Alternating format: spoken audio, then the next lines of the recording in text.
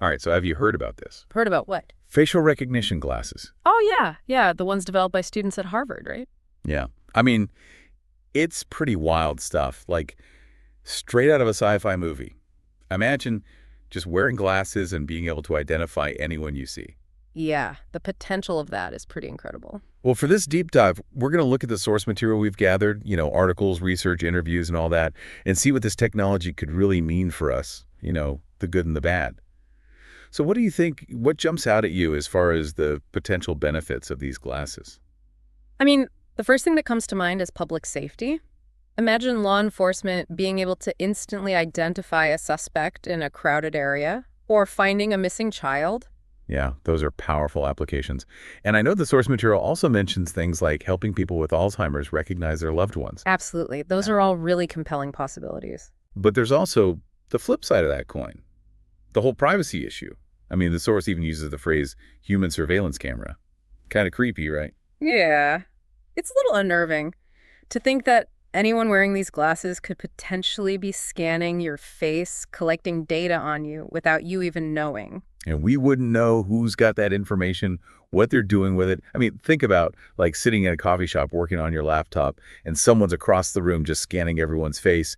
And then boom, they've got access to your online profiles, your social media, I don't know, everything. Exactly. It's a huge invasion of privacy. And it could also change social dynamics in some pretty uncomfortable ways.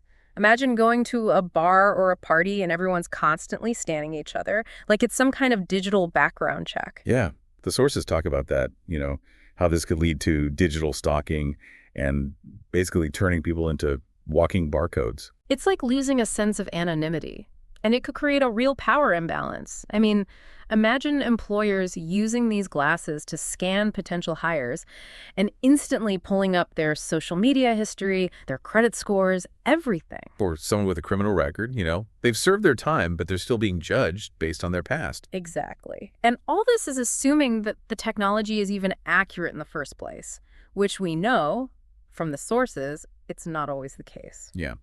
Facial recognition technology has a history of bias. Yeah. It's often less accurate when it comes to identifying people of color, for example, and that could have some pretty serious consequences.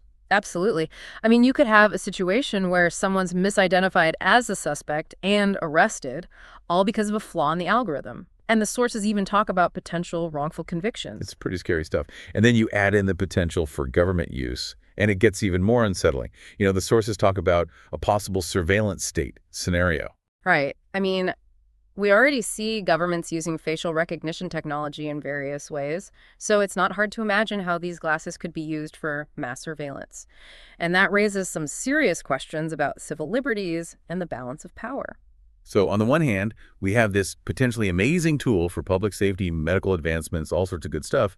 But on the other hand, there's this whole dark side with privacy violations, potential bias, and even government overreach. Yeah, it's a classic double-edged sword situation. And like we always say, it's not the technology itself that's good or bad, it's how we choose to use it and how we regulate it. I mean, how do we balance the potential benefits with the potential risks? Right. And that's something that we really need to be thinking about now. Before this technology becomes commonplace, we need to be having these tough conversations about ethics, about regulation, about what kind of future we want to create. Exactly. And it's not just about laws and regulations, it's about social norms, about our individual choices. Because if this technology does become widespread, we'll all have to decide how we interact with it. Yeah, I mean, think about it. If these glasses become widely available, will you wear them? Will you scan everyone you see? Or will you choose to prioritize your own privacy and the privacy of others? It's a question that might not be too far off in the future, and it's one that we all need to be prepared to answer. I couldn't agree more. It's a fascinating dilemma, and it's going to be interesting to see how it all plays out. Well, folks, that's about all the time we have for today's deep dive, but I'll tell you what, this topic is just scratching the surface, so I encourage you to go out there and do your own research, read the sources we mentioned, and form your own opinions, because this is a conversation that needs to continue. Thanks for listening.